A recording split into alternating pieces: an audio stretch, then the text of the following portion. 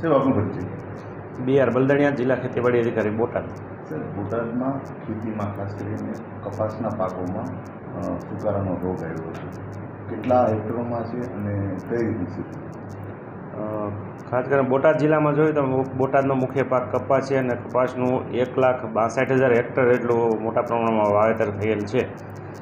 ઘણા વિસ્તારની અંદર આગતરું પણ વાવેતર થતું હોય છે.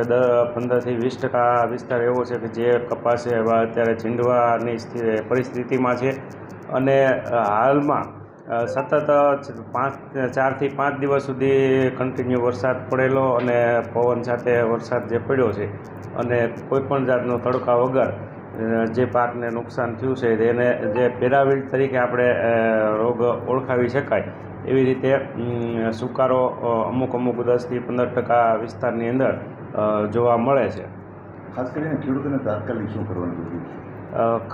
ખાસ કરીને આ સુકારો એવો છે કે જેનાથી ઝડપથી આપણે જો મૂળિયાની અંદર વરાપ થઈ જાય એટલે મૂળની અંદર હવાની અવરજવર જ્યારે ચાલુ થઈ જશે ત્યારે એની રિકવરી મળશે.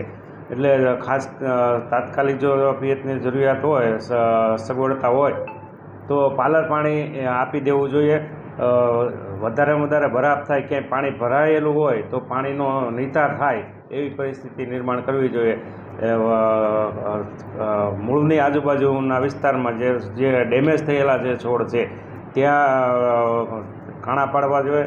1% યુરિયાનું દ્રાવણ અથવા કોપર કોબાલ્ટ 1% નું દ્રાવણ બનાવી અને તેનું ત્યાં ડ્રેન્ચિંગ કરવું જોઈએ. અને સાહેબ, ખાસ કરીને કપાસના પાકમાં નુકસાન છે અને જેને કારણે સરકારની કોઈ યોજનામાંનો સમાવેશ થઈ વળતર મળવાની કોઈ સર્વે કરવાની સંભાવના થઈ?